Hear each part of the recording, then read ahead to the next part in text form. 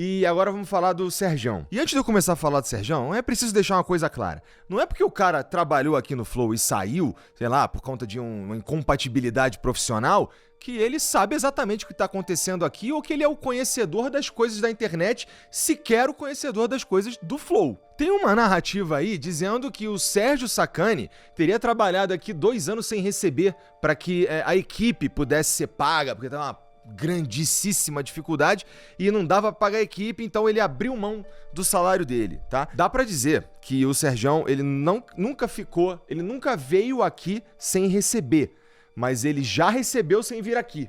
Várias vezes. A gente ficou um tempo tentando fazer com que o Sérgio viesse cumprir o contrato dele, que era um contrato de exclusividade, que previa que ele fizesse 3 programas por semana, que previa um salário pra ele fixo e que previa também um bônus que tinha a ver com que o canal fizesse de lucro. Ele simplesmente não vinha. Nem entrega pra marca o cara vinha gravar. Ele chegou a desmarcar 2 vezes e eu tive que fazer por um valor muito abaixo, que acabou atrapalhando toda a relação com a marca, com tudo, por causa da falta de responsabilidade dele. Teve mês que eu tive que pagar o Sérgio e a equipe e eles não vieram aqui. Teve dia que o Sérgio marcou, sei lá, um episódio na semana e com um cara que vinha dos Estados Unidos, o cara chegou aqui e ele não veio.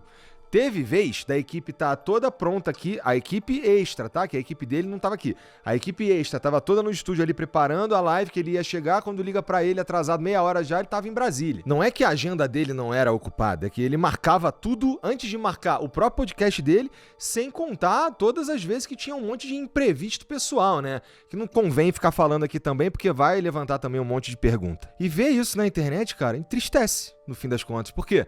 A gente tá falando de alguém que a gente criou uma relação muito maneira lá em 2019, né? A gente foi construindo as coisas, a gente construiu um podcast, né? A gente criou o canal, a gente fez todas as artes, a gente fez vinheta, a gente fez tudo, todos os cuidados, equipe, não sei o quê.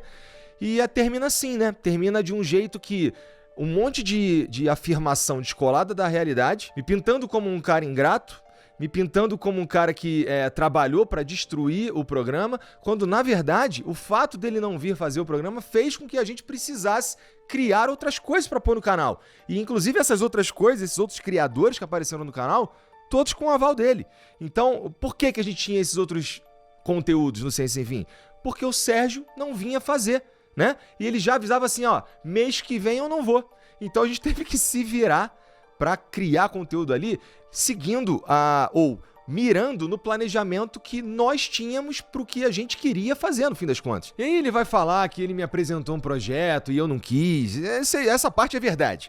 Porque era um projeto que não fazia sentido financeiro e também não fazia sentido editorial. E se for comparar com o que a gente estava fazendo, o que ele estava propondo ia necessariamente ficar muito abaixo do nosso padrão de qualidade. De novo, não necessariamente me apresentar um projeto, eu tenho que embarcar nesse projeto. Me apresenta um projeto todo dia. E aí o Ciência Sem Fim teve que acabar, porque o público, as marcas, a construção do programa e do canal é feita em volta de um produto herói, né? Que não estava acontecendo porque o cara não vinha trabalhar.